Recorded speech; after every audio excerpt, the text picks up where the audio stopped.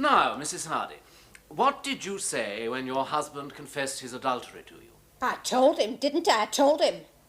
I said, if you want to go all over fornicating with other women, you can do it on your own time, not on mine. I'm suing for divorce. Did there then follow an altercation? Did he hit me, do you mean? Oh, I'm not complaining about that. I fetched him one with a poker. He had a lump on the back of his head the size of an ham sandwich. Evens, that was. Mrs. Hardy, are you now saying that there is an irretrievable breakdown in your marriage? Smithereens might be a better word for it. I wouldn't have that man Are you back. now asking for a decree of divorce with costs and for maintenance? He's had the best 15 years of my life, that man. And I've carried out my marital obligations. Oh, overtime on that. He's no complaint on that score. Well, the best years, all the fun. Now's the time to pay. I take it by that you mean yes. Right. In the style.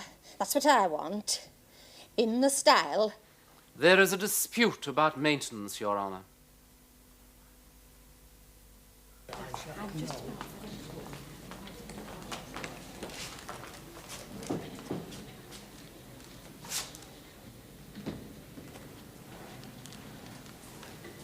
Excuse me, I'm looking for Miss Harriet Peterson.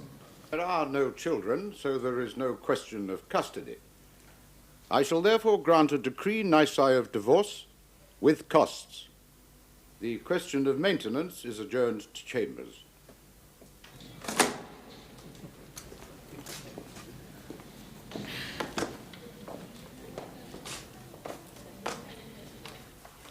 I'll just get changed and see you outside.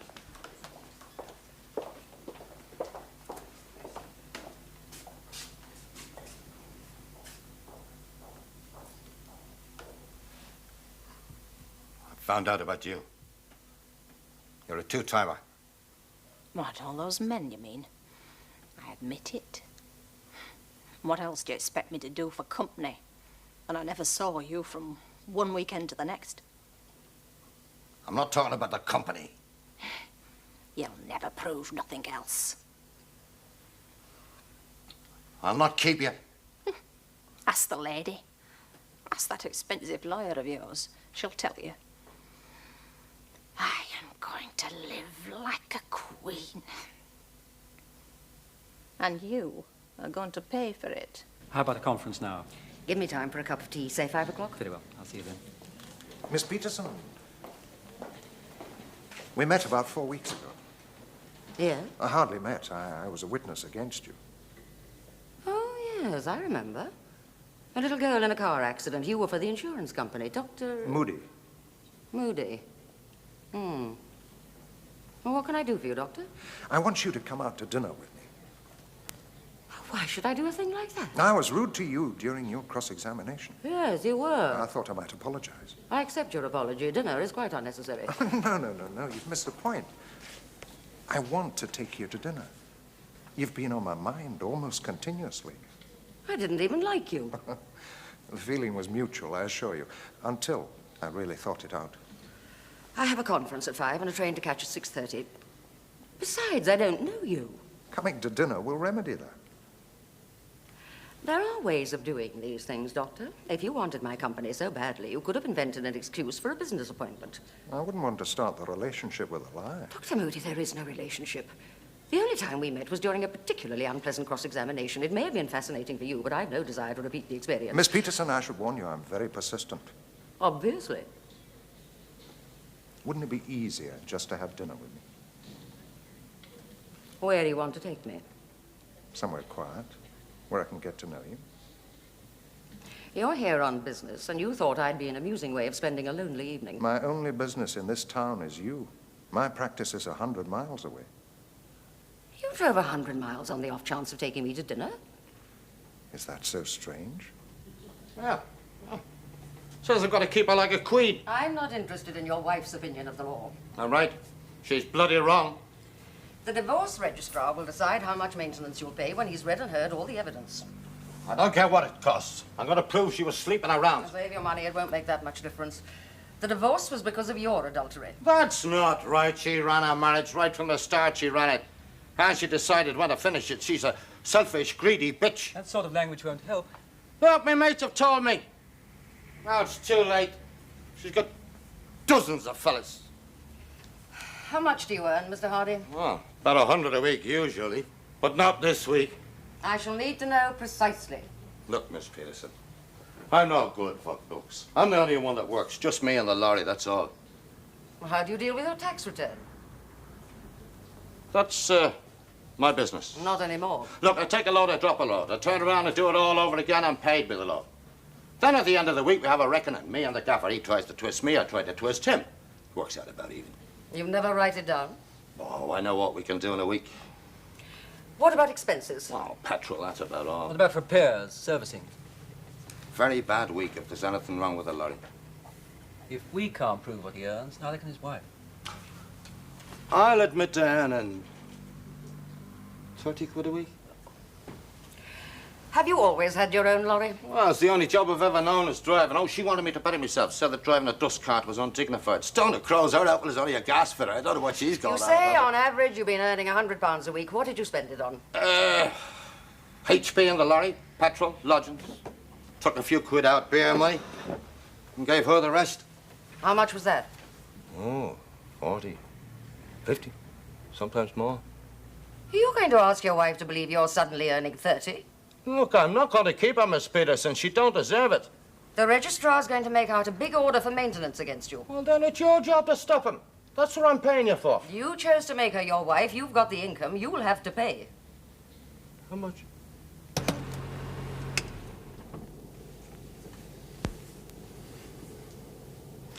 Thank you, Dr. Moody. Dr. Ian Moody. Are you married, Miss Peterson? If you spent all that time tracking me down, I'm surprised a little thing like marital status defeated you. My solicitor friend told me it's not normal practice when making an availability check to ask if a barrister is married. I was married. So was I. My wife died in 1965. Well, thank you for a very pleasant evening. I hope I didn't take you too far out of your way. I must go. I'm tired. Yes, of course. I wonder if I might use your phone. I promised to behave myself. Come in and make your phone call, Doctor. But have you no means of getting hold of Dr. Moody? No, it must be him. Well, as soon as he does, please get him to call me. He knows the number.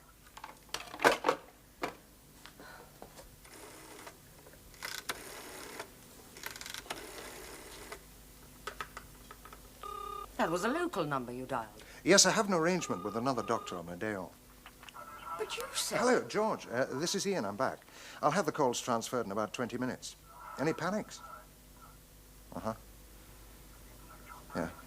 Oh, yes, I know Mary Lockwood. I'll call her right away. Many thanks, George. You said your practice was 100 miles away. So I did. But at the time I said it, I didn't know it was in your direction. You see, I couldn't find out exactly where you lived. You're very secretive about it. I value my privacy. I'm delighted to find we're neighbors. Hello, Mary. Ian, listen, John's had a terrible accident in the car. Oh, my God. They've taken him to the infirmary. They say he's got a broken neck. Now, don't you worry, Mary. He'll be in very good hands there. Oh, yes, I know, but it's not the same as someone you know. I'll ring the hospital right away and call you back. Oh, no, Ian, please, go round there yourself. John and I trust you. The others, well, they're just names. I'd only get in the way, Mary. Oh, Ian, please. I'd feel much happier if you did go round. All right. Now, don't worry, Mary. I've seen John. He's holding his own. They've got one of the best neurosurgeons in the country there. He'll operate in about an hour. Will he be paralyzed? You really must stop worrying. The surgeons asked me if I'd like to sit in on the operation, so you see I can tell you all about it as soon as it's over. Oh, good. I really must get back to the hospital. Hmm?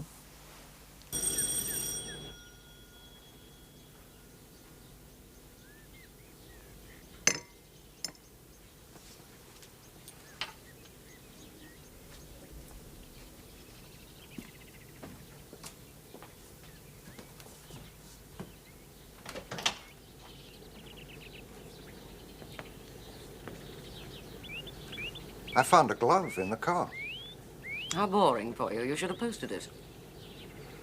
I hoped you might want me to return it personally. In that case, I'd have dropped a handkerchief. You're a wee bit scratchy today. I'm not sure that I like being pursued by middle-aged doctors. Why, they're worse than middle-aged lawyers. How's your patient? John Lurcock, oh, he's fine, fine. It's a broken neck, but no complications, thank God. 1 million units of penicillin every now and then, and he'll be home in a few weeks. And that's all there is to breaking your neck? If you're lucky, yes. Thank you for bringing my glove back. Harriet, I would like to see you again. On the affidavits, on the evidence you've heard, it is quite clear that my client's disposable income is far less than has been claimed by his wife. It's all very well for my friend to say that the hire purchase payments on the lorry should be disregarded, that they constitute capital. But that lorry will have very little value left at the end of the hire purchase period. He'd have to start all over again. In my submission, an order of £15 a week would be reasonable. I can't agree with you, Miss Peterson. I find your arguments interesting, but I can't ignore the level of the payments being made by this man to his wife when they were still together. I cannot reconcile those payments with the offer now made by your client. I shall make an order for the payment of £1,500 a year, wife's costs. Hey, what's that in real money? £28.84.5 new pence a week. I'm much obliged, sir. What sort of a night did he have? Not good. He was all shivery. When did he first complain of discomfort from the stitches? Yesterday morning. Temperature? I took it just before we went to bed. It was normal. I gave him a couple of aspirins. Mm-hmm.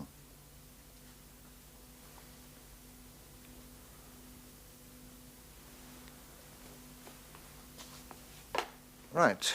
Let's have a look at that neck again.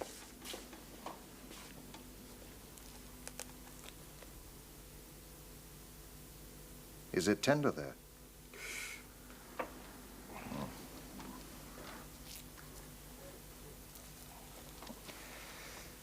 It's probably a stitch abscess. I'd better give you a shot or something. Oh, don't worry. It's nothing to worry about. Just a slight infection in the scar. I'm going to give you a shot of penicillin. Mary, do you have any sleeping pills? Yes, there are still some left. Good. Let him have one of those. Okay. With any luck, this will bring the temperature down. I'll look in first thing in the morning and give you another 500,000 units of penicillin. Right, John. Where do you want it? Not down below here, and it feels like a dartboard.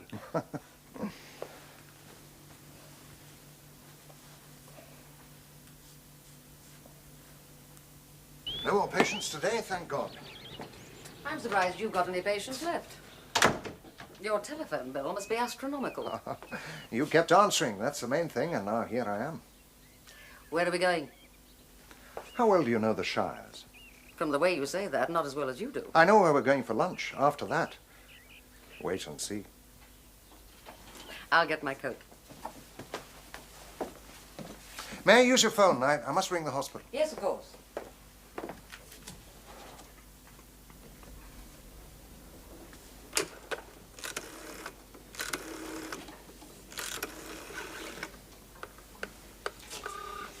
Ah, hello. This is Dr. Moody. Yes, I do. Is he there?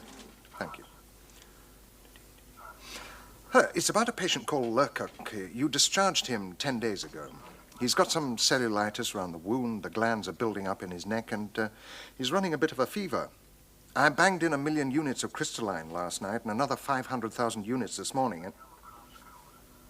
Good God, he's not allergic, is he? Why didn't you tell me? There was nothing about it in your discharge, no? Report? I haven't had the full report yet. Is it even posted? Last night, I haven't been to my surgery this morning. Just a few calls. All right. Just tell me what's in the report. Now, let me get this clear. You suspected allergy because of itching at the site of the injection. You gave him 2 million units altogether before switching to the other antibiotic. Right. I better get round there. Trouble? I don't know. It could be. Hello? Hello, Mary. This is Ian. Oh, Ian, thank God. Listen, Ian, he's much worse. He looks terrible and he can't breathe. I'll be there in 10 minutes. Can I help? I don't know. We've got no time.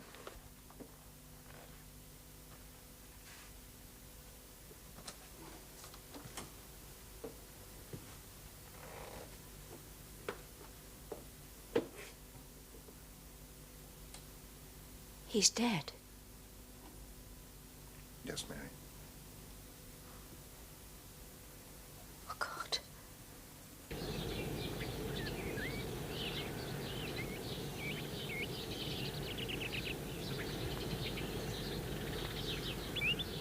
And I killed him.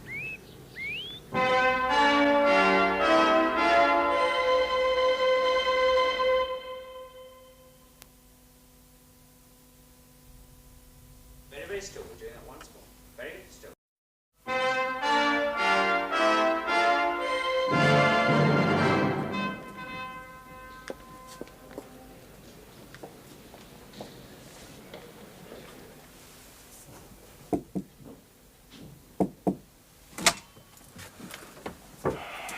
Are they all here? Yes, sir. You read the stuff? One man. That's all I want on this one. The rest are rhubarb. Is he here? Moody? Yes. Right, Sergeant. Call up the parade. All stand.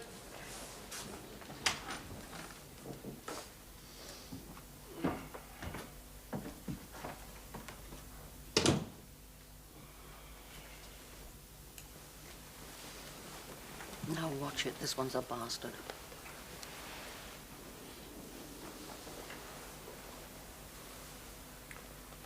This is an inquest on the body of John Harold Lurcock.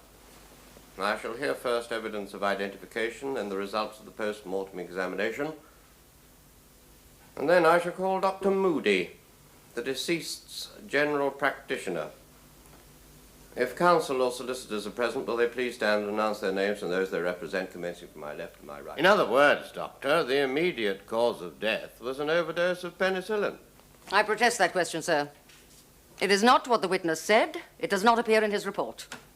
The word overdose is misleading, medically inaccurate, and a wholly gratuitous slur upon my client's reputation. If you think, Miss Peterson, that you're going to make this an occasion for whitewashing your client, you are mistaken. And before you start criticizing me, may I suggest that you compare my medical qualifications with yours, if any. Sir? In deference to learned counsel, I will rephrase my question. Was the effective cause of death too much penicillin in the body? Isn't it unusual for a family doctor to attend a major operation? I was invited by the surgeon. It's rare because most of us don't have the time to watch operations. You were in a unique position to know the patient's injury and surgical treatment. Certainly. Or to get overconfident.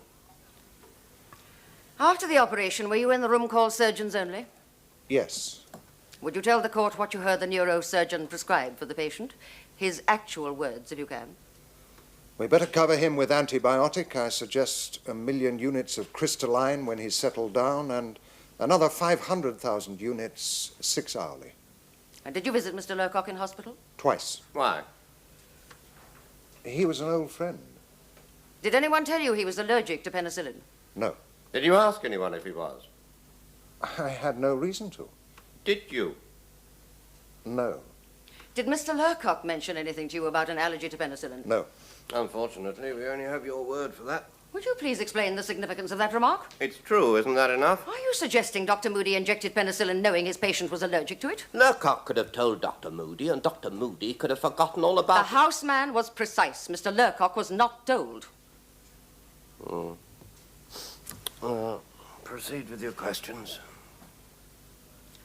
Why did you choose penicillin? I thought it might be a streptococcal infection. Are you aware that there is a substantial body of opinion which says that a second course of penicillin should not be prescribed so quickly after the first? Academically, that may be so, but in view of the nature of the infection and its proximity to the brainstem, I consider penicillin to be the correct antibiotic. Did you ask Mrs. Lurcock if her husband was allergic to penicillin? Afterwards, yes, she didn't know. I'm not interested in whether she knew or not. I want to know if you asked her before. I'd heard the surgeon order penicillin. I assumed the injections were penicillin. An assumption, Doctor? Taking into account all the circumstances of this case, would you consider your treatment was reasonable and justified? I think so, yes. Naturally, I bitterly regret what has happened.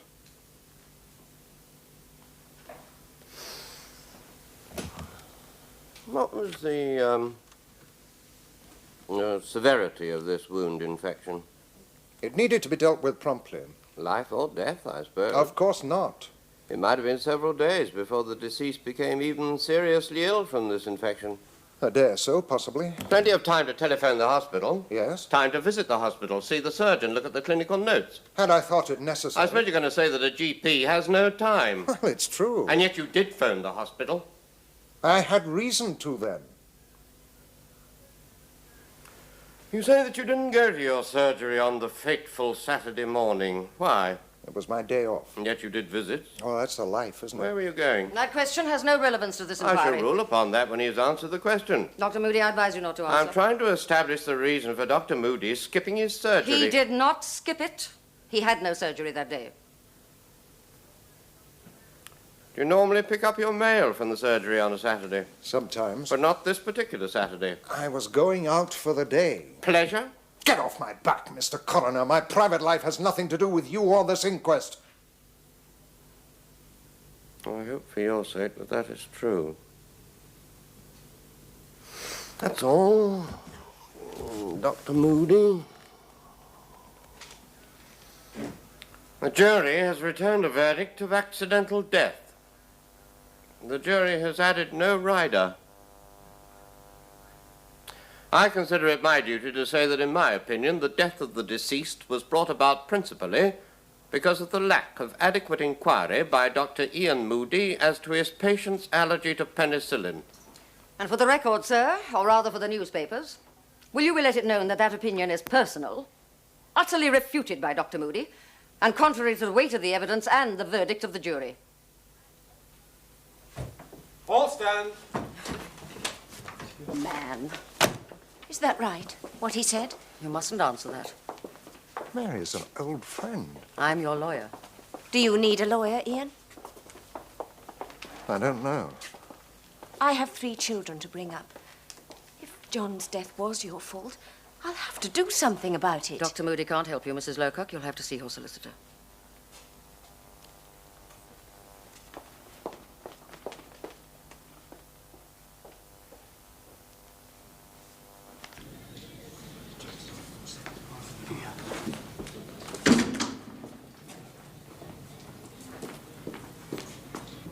Sorry I'm late. A long-winded judge at Newcastle. Mr. Hardy wants to appeal.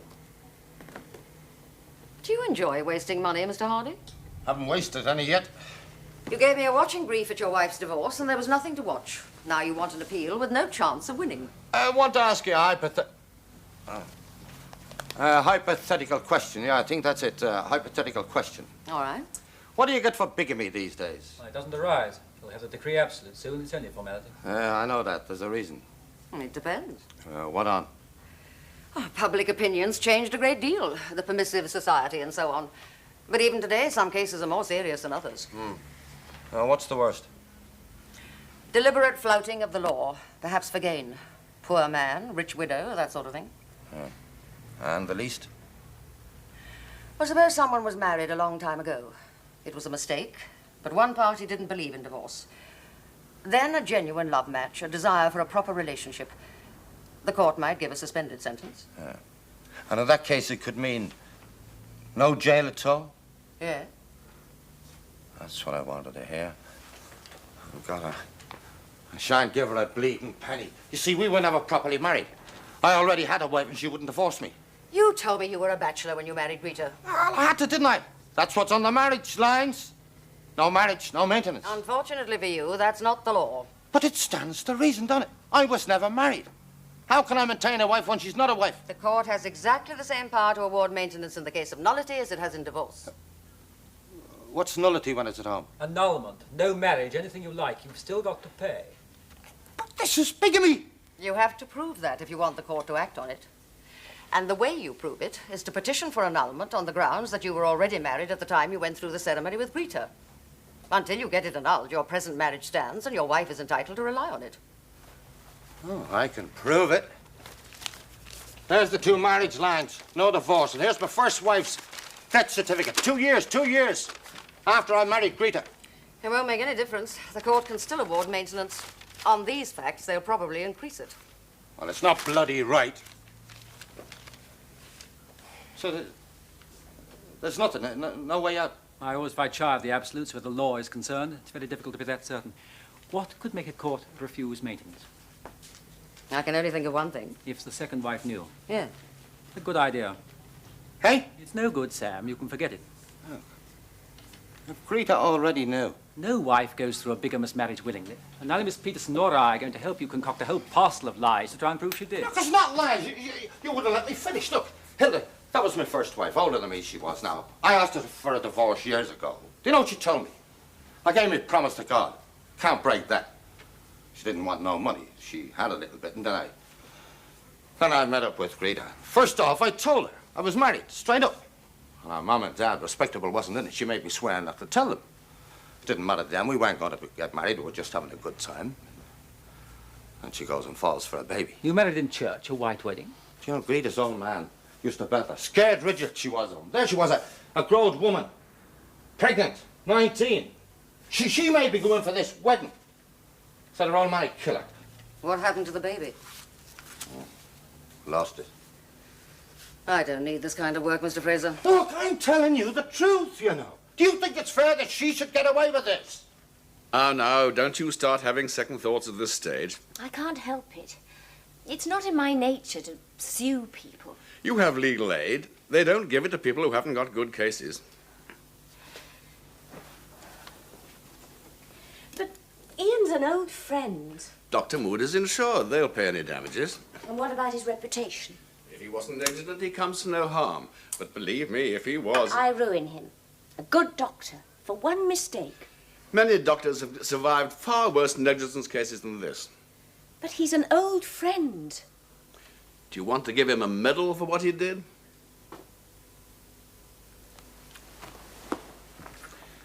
When you first consulted me, you said I had to give you strength to go through with it. For the children. All right.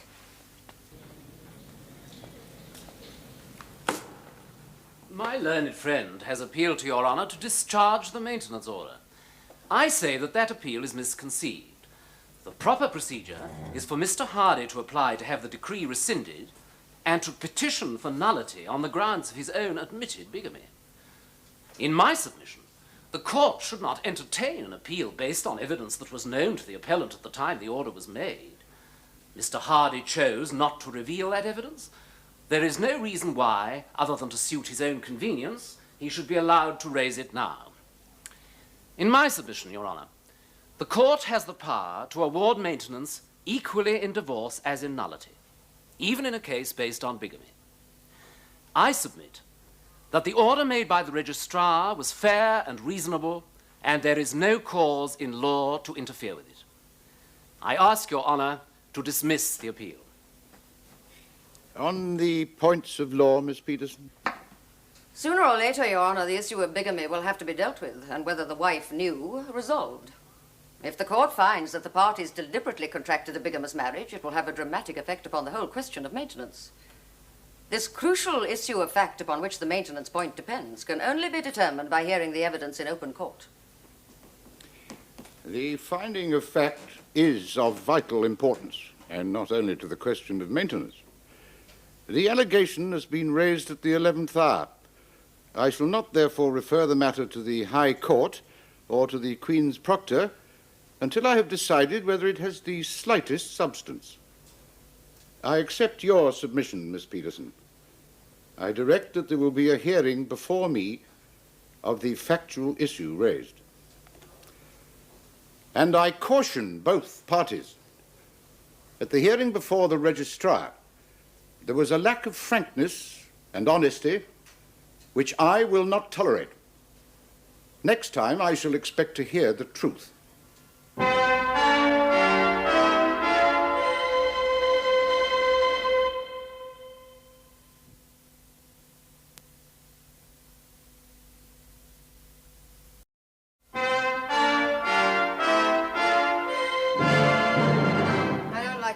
And I don't like your attitude. You don't know how lucky you are. There was a bloody great victory in there, thanks entirely to Miss Peterson. Yeah.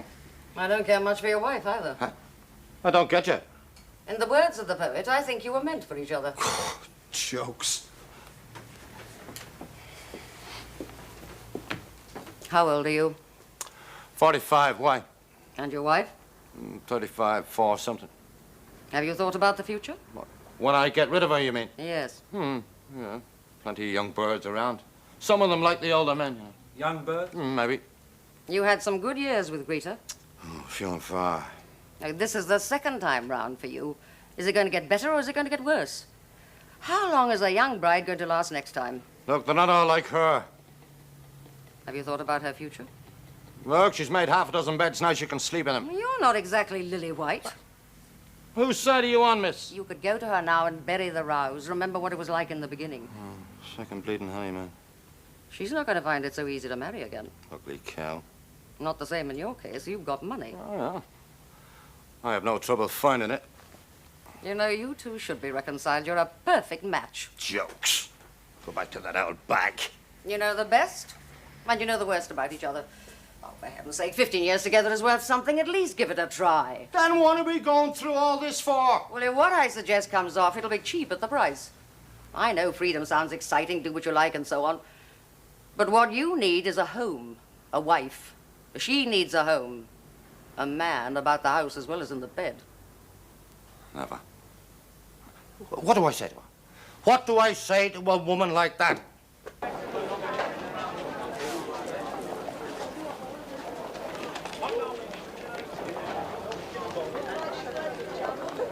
Yep. Ought to have a talk, she said. What about? Getting old. You what? You know.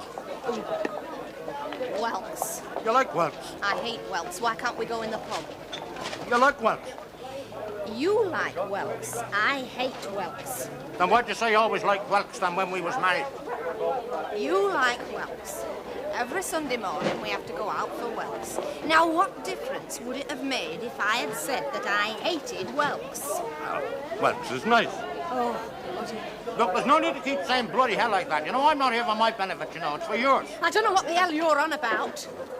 Look, same again. I'm on about us, aren't I? What's that supposed to mean? Us. Us. Yes. Well, what about us? What you doing, all this court business? What I'm doing is what you're doing. I finished all that weeks ago. You had to go and start it all up again. I'm gonna win it, you know. But so, who's going to believe you? She does. You told me you was divorced. You crafty little bitch. That's what I shall say. You said you was divorced. That's a bleeding lie. Who'd believe a woman would do bigamy like that?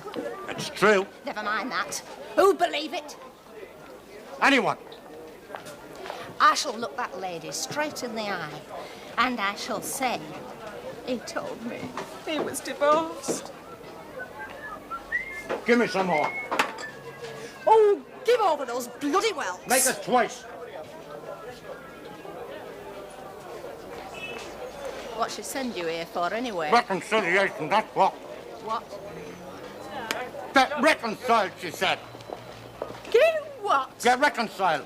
Get knotted. Get reconciled and you bleeding listen. I bleed well, won't. You bleeding well. And she said a lot of sensible things, too. She said that you're getting old and fat. Aye, old and fat. Oh, she did she? Never get a fella, she says. I beg your pardon. Better off with me, she said. Oh, I'm better off bloody dead. I tell the judge. tell him what? About this. What about this? Me offering a new thing. Piss off. Oh, you stupid great. What? Tell the judge whatever you bloody like. And tell him about this while you're at it. It's good to be home. For a while, you mean? You know, you're in show business. Every week you play a different town. Every night a different hotel, and then it's down to the local court to put on your fancy dress and do your act. Wearing a wig instead of a stethoscope. When was the last time you thought of yourself as a woman? The last time I looked in a mirror. What does it matter? I'm a barrister among barristers. You live and work with intelligent, attractive men. They can't all be eunuchs. Leading question. All right. There have been times when there's been a tap on the bedroom door and it hasn't been room service. What the hell do you think I am? But the times have been few and far between. And no regrets. Even biologically, it's wrong. You're throwing yourself away on a traveling circus. Oh, don't be so bloody silly. You don't seem to realize how full my life is. Every day is different. Every case is new. And it all matters. I have friends, more friends than most people, and I see more of them. And they all wear wigs and gowns and jabber law. Jolly good chaps. What about love? I don't miss love. I had it once, it made me ill. And there's no medicine for that. So love's incurable, is it? And you don't want it, ever. What's wrong with that, doctor? Biologically or emotionally? If I needed you, wouldn't I know? Go on, diagnose, tell me the symptoms. No, I'll tell you mine instead. I love you, Harriet. I think you love me, but you're terrified of what happened once. You think it'll happen again. It won't. Now give yourself a chance. Don't play safe. Please. If I love you, why don't I want you to make love to me? And why are we here instead of the bedroom? Pray love me little, so you love me long. That was said to someone who loved too much. Which isn't a crime, either. Are you looking for some form of lunacy, some blinding flash of the ultimate grand passion? Not anymore. I've still got the scars from the last one.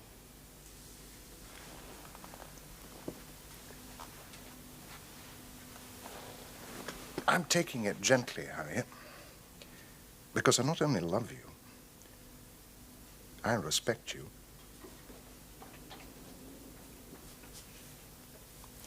More coffee? Brandy? Coffee. Let's get back to the case, shall we? You'll admit what happened. When you saw him, what you gave him. There are no arguments about that. It's why that's important. We're saying the system's wrong. The family doctor shouldn't have to wait weeks before getting a full report on his patient from the hospital. That's where the fault lies. All GPs suffer from that. I'm calling 3 family doctors to prove how the system works. And what about you? Hmm? Where do you fit in? I don't understand. I'm not involved except in a professional capacity. Could it not be that I was thinking of you instead of allergies when I was treating John Lockwood? Possibly. If the law says I'm not to blame, Mary Lockwood loses. I don't think I like that thought very much. Do you want to give up? That would be dishonest.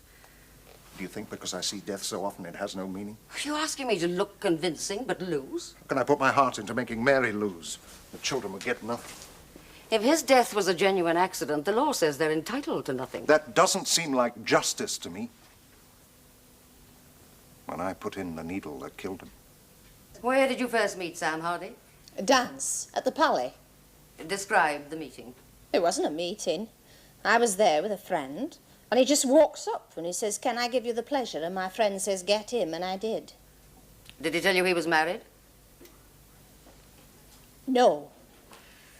Tell the court about your parents. Your home life. What's to tell? Were your parents churchgoers? Chapel. Chapel. What was your relationship with your father? I was his daughter.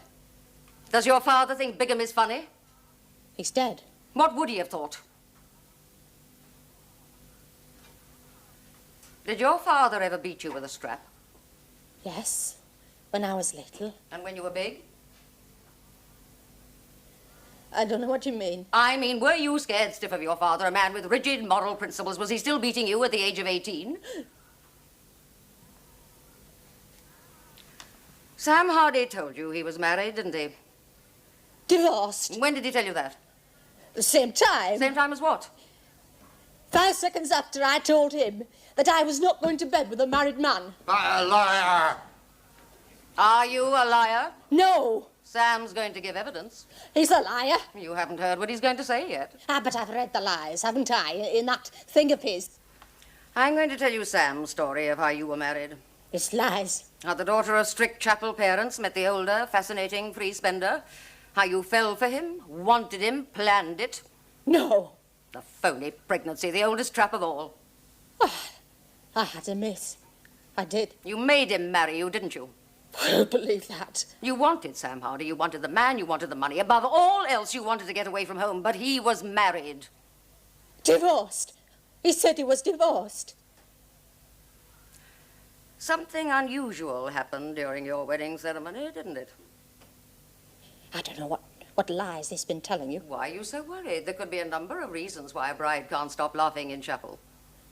There were a lot of people at your wedding. It shouldn't be too difficult to find someone who remembers the laughing bride. I don't remember. You'd got the last laugh on your father, hadn't you? Your own back at last. There you were at the altar, he standing beside you, a pillar of righteousness and high moral standards, and all the time you knew it was bigamy.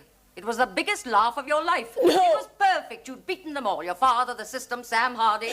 No. He's had the best 15 years out of me, that man. Oh, why shouldn't he pay? Even if it were true, why shouldn't he pay? I'm as good as a wife. 15 years. Did you know Samuel Hardy was married when you went through a form of marriage with him? No. I don't admit nothing. Thank you, Mrs. Hardy. I do not believe Mrs. Hardy. I think she knew that she was contracting a bigamous marriage, and this was a private joke on her father. In the circumstances, there can be no maintenance order, despite the many years that she has spent ostensibly as this man's wife. It may well be that the divorce decree itself cannot stand. I shall therefore invite the Queen's Proctor to consider what steps should be taken about that and advise the court. As far as you are concerned, Mr. Hardy, I direct that the papers be sent to the Director of Public Prosecutions.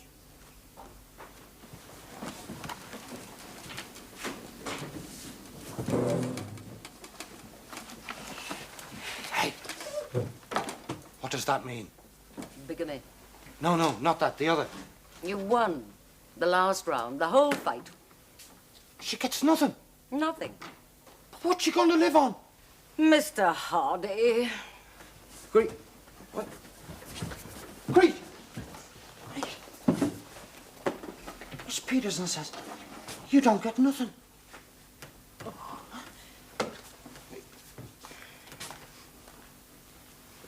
Great. Don't bring me another one like that, Mr. Fraser. I don't think I'm strong enough. I've got to be miles away by 2 at an assize court. Reserve judgment on a doctor friend of mine. I'll drive you to the station. Thank you.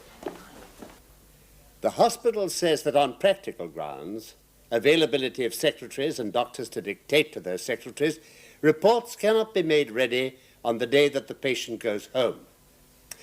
That is the system. It has worked for years quite satisfactorily. It is common practice at nearly every hospital. And although the family doctor must treat his patient blind, as it were, for a time, there is no danger, provided the doctor is careful. But there was danger in this case. There was death. to which the hospital says that the doctor, who knew the system but failed to check, is to blame. This case shows that the system is not foolproof.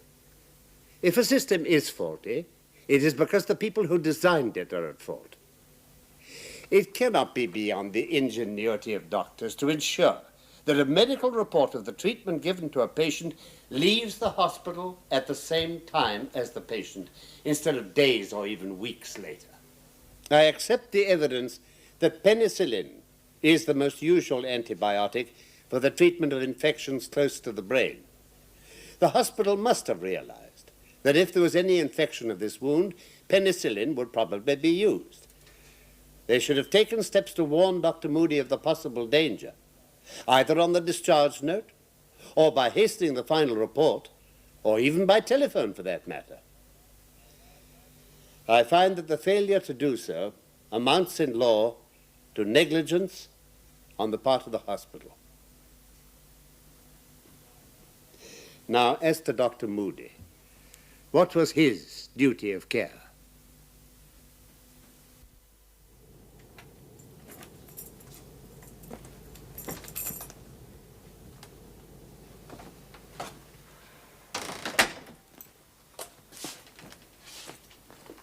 It's over. Put it behind you. I can't stop thinking of those children. With the money the hospital has to pay, they'll be well provided for. Will it replace a father or a husband? In the circumstances, yes. Oh, come on, Ian. The judge held the hospital to blame, not you. On the balance of probabilities, I do not consider Dr. Moody negligent. That may have been his judgment. It's not necessarily mine. You know, you're verging on self-pity. Am I? Yes, you are. I'm sorry. I really am grateful to you, Harriet. You'll be paying my fee in due course. While we're at it, I've got another job for you. I want that bastard of a coroner. I want to sue him. Why? What he said about me was character assassination. I've been vindicated in a proper court of law, and I want him in court. Can't be done. One of the ways we guarantee the impartiality of justice is by giving our courts and our judges absolute privilege. They can say what they like. He must be answerable to somebody. Not for this. Take my word for it. You mean I've been cleared of all guilt for John's death, and there's nothing I can do to make that Nothing. bloody man...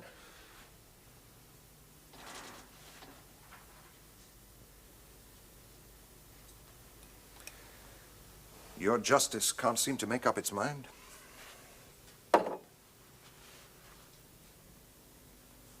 It's a bit like a woman. It depends who asks and what for. I'm asking. Are we still talking about coroners? You know what I'm asking. Ian, you need a rest. Why don't you go away? Go away for a while. Get away from patients and lawyers. I'm asking you to marry me. When you come back, we'll meet again. But Ian, no promises. Not now. Maybe never.